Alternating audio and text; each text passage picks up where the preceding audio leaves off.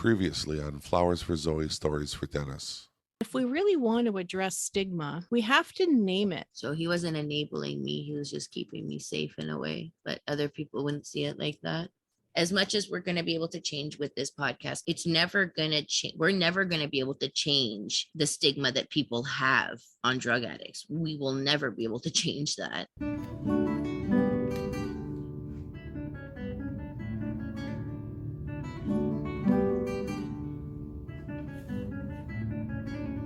On today's podcast, we have a check-in with Zoe to see how she's doing 6 months into living sober. And quite frankly, Lara and I sit back for most of the show and take it all in with a bit of awe. As usual, if anything on today's show triggers you, reach out and talk to somebody. If you like what you hear, please share and subscribe on our website, www.flowersforzoe-storiesfordennis.com.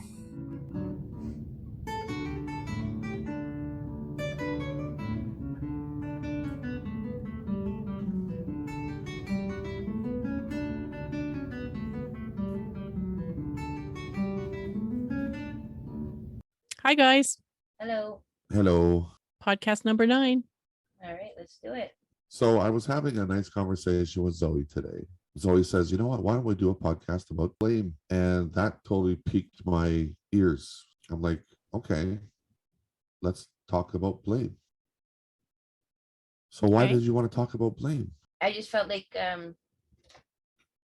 I feel like when I was in active addiction, thank you. Like that? I feel like in active addiction, a lot of the time,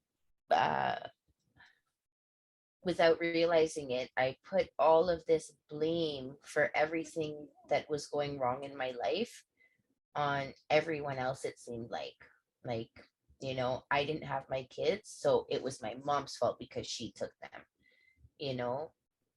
like, I didn't talk to my siblings because they weren't the ones reaching out to me or making an effort to talk to me.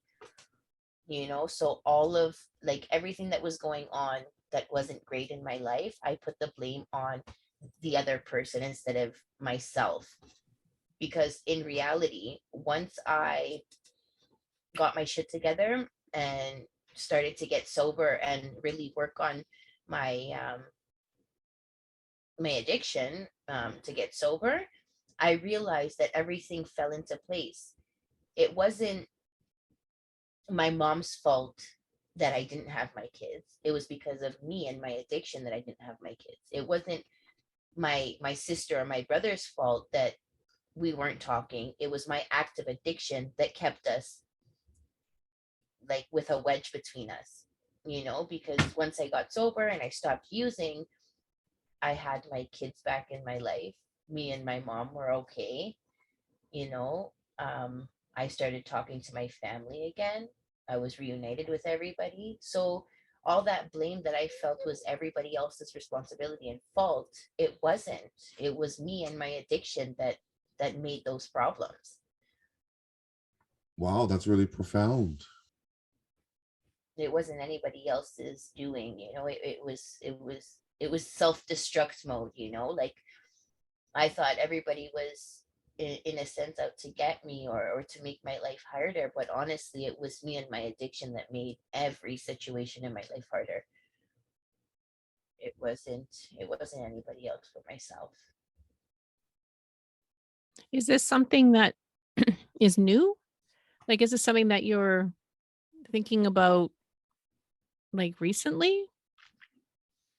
I started to realize these things when, like I said, when I started my pathway, my journey on Mm-hmm. becoming clean, right? Mm-hmm. That's when I started to realize, like I said, like I had all this blame inside of me. I had all of these reasons on why it wasn't my fault and why it was everybody else's fault. And the more sober I became, the more clear-headed I became. And the longer I stay sober, the better my relationships got. Mm. So in that sense, you realize like, hey, it wasn't It wasn't everybody else that didn't want to be a part of my life. It was me kind of pushing them out and me putting the blame on them for everything going wrong. And that's not the case. Like, look at how great everything is right now. And I'm sober. Mm. While I was using, I had no relationship with my kids. Mine and my mom's relationship was almost non-existent.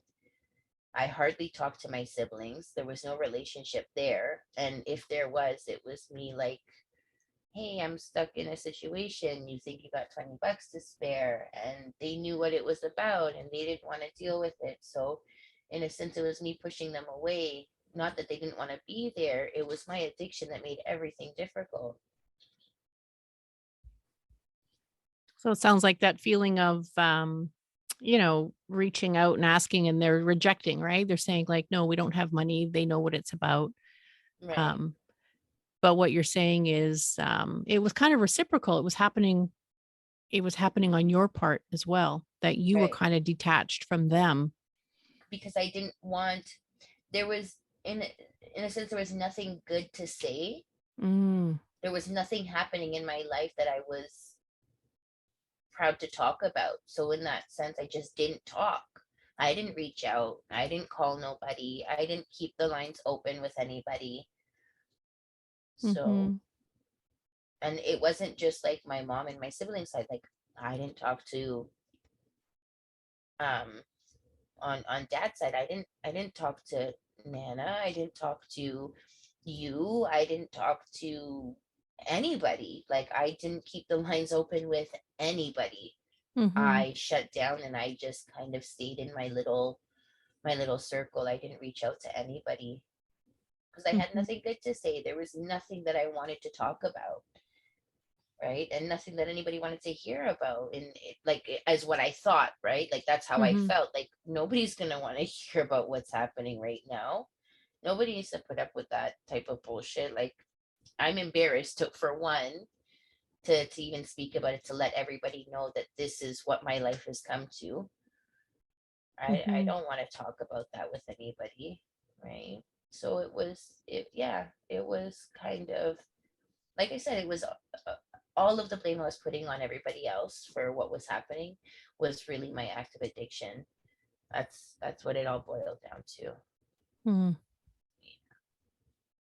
You had another epiphany. Well, this one's been ongoing for a while since we getting sober, right? Because my relationships have just kept getting better with everybody. So what's different now?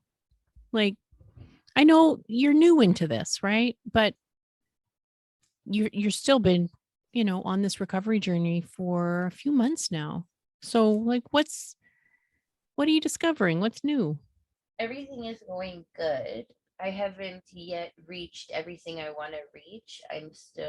We spoke about this a little bit, I think, before. I'm still learning to cope with life and situations that happen and come about in life. I'm still trying to learn how to cope with it the right way, right? I don't have it down pat 100%. I still have my bad days, my good days. I tried rehabilitation. At the moment, I'm currently not talking to anybody ongoingly because I've just had so much happening with the kids being here full time and Mm-hmm. a little bit of me procrastinating, which I need to work on because I know that there's things that I need to do, but I've kind of been like putting them to the side. Mm-hmm. Uh, so I'm still learning how to cope with certain days that I have, certain feelings that I come about. Talking always helps. I need to get back into counseling. I need to um, focus on prioritizing certain things in my life to get them done Mm-hmm. in a timely manner. Mm-hmm. Yeah. It um, sounds like a pretty steep list. Like it it is. resonates with me because I do lists too, right? There's Oh, something about having this big list in front of you of all these things you have to check off the list and get done. And um I get that part. And then there's another part, as I hear you like, naming off all the stuff on your list. And I'm also thinking about, okay, but you've just kind of landed on your new feet. Yeah, I'm still stumbling through this. Yeah. I'm not steady on my feet yet. I'm really not. Yeah. But I'm much better than where I was. Mm-hmm. I have goals that I want to accomplish. I have dreams. I have Mm-hmm. like things that I want to accomplish in life. I have places that I want to get to, whether that be with the relationships in my life or career choices or furthering my education on certain things, like Mm-hmm. I have all of these little like little things in life that I just want to further myself in, right? So I'm at an okay place. I'm just not 100% where I want to be, which I'm working on. Yeah.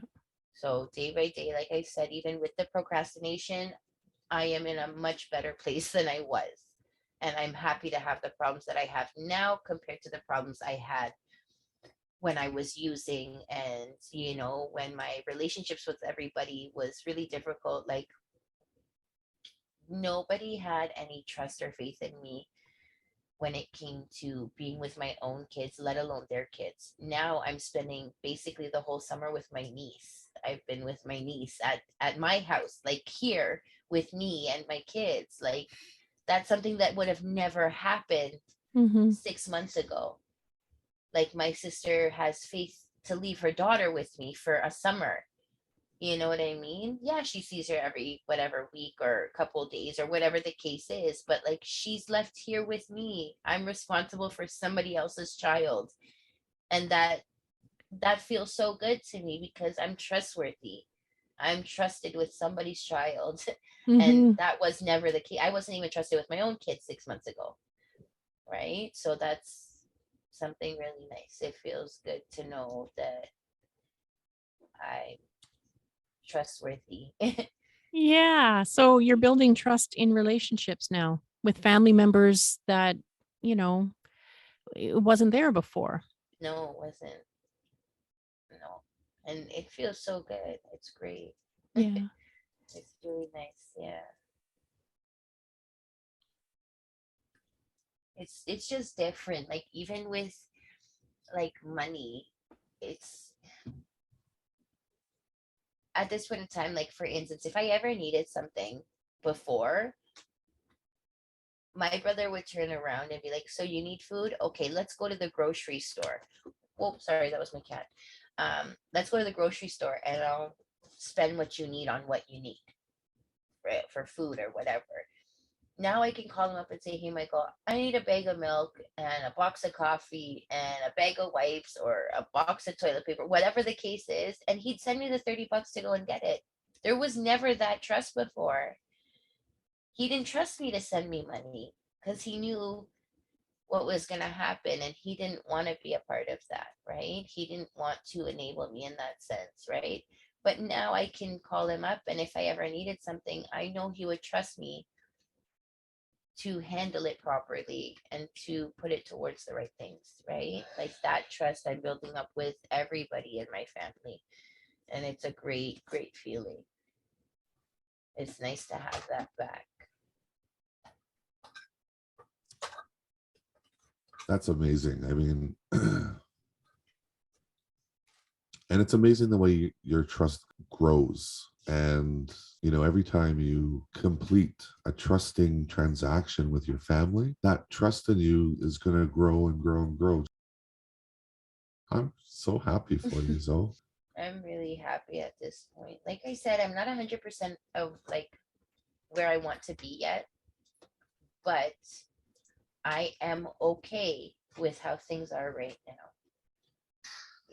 I have my bad days, I have my good days, and I'm still learning to cope with the bad ones, but I think I'm doing pretty good even on my bad days. I'm not, I haven't fallen back in my addiction. Um, I don't have any temptation. My temptation right now is life, in life is just to focus on doing something positive at least once a day. Like, you know, just to be mindful and just to focus on all the positive things that I have going on, so that even when those negative days come, like, I can step back and realize how much positive I have in my life right now. And then those bad days don't seem so bad.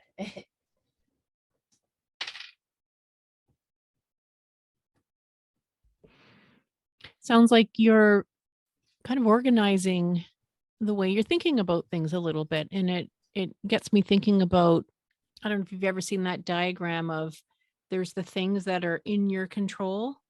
Mhm. And then outside of that circle are all the things that are kind of out of your control, out of all of our control, right? Like the future or what other people are going to do. Like we can't really control any of that.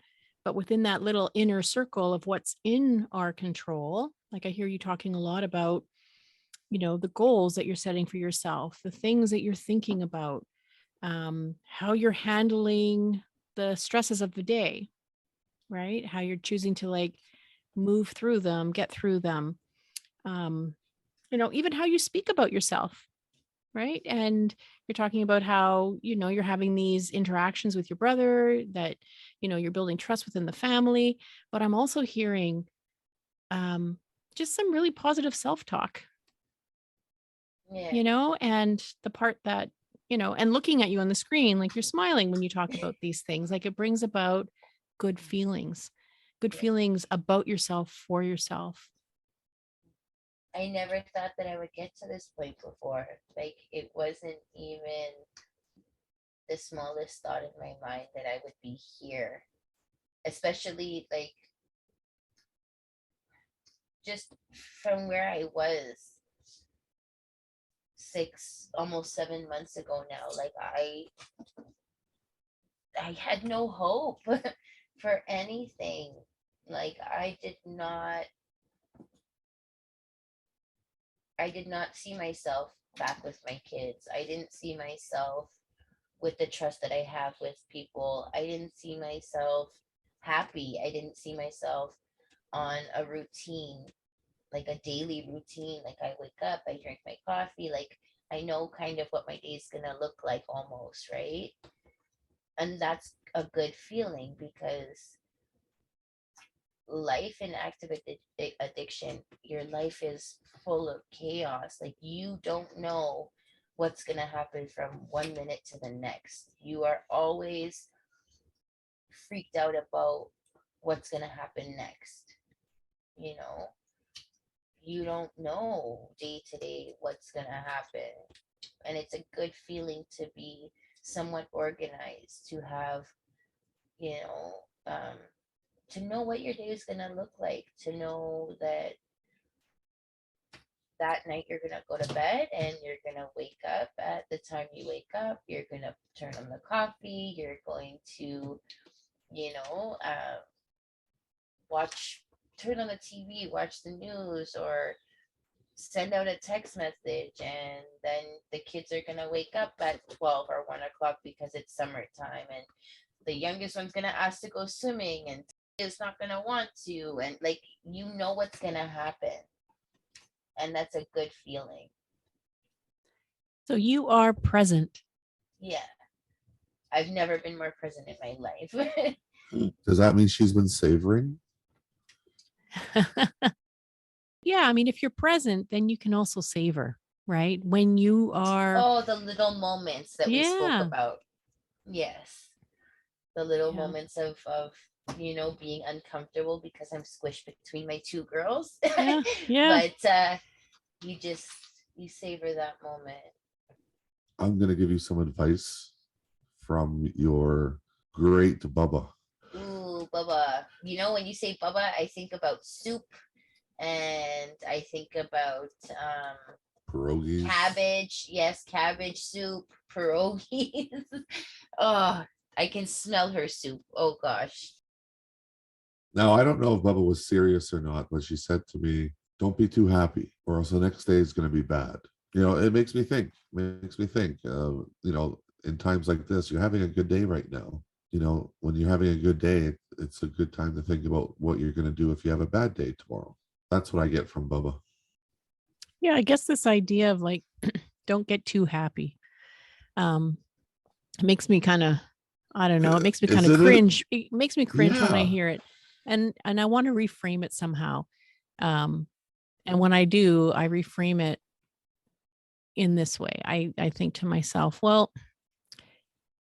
this idea that we're all walking around a 10, that every day we're going to just feel like a 10, that, a good day means that I'm just feeling fantastic, right? When in fact, maybe most of us are kind of walking around a 5 or a 6. And maybe if we gauged a good enough day as a 5 or a 6 or a 7, it might take a little bit of that pressure off, right?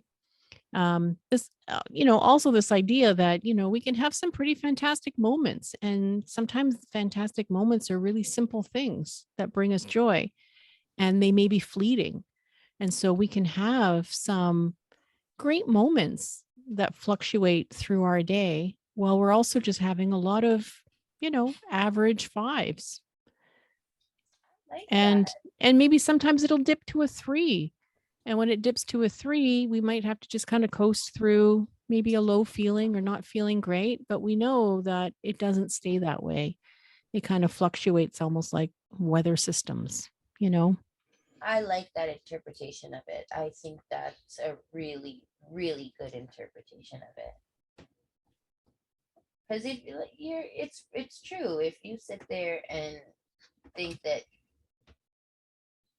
feeling too good is a 10 and it's terrific all the time, if you just lower that number a little bit, and we're great at a 5 between 5 and 7.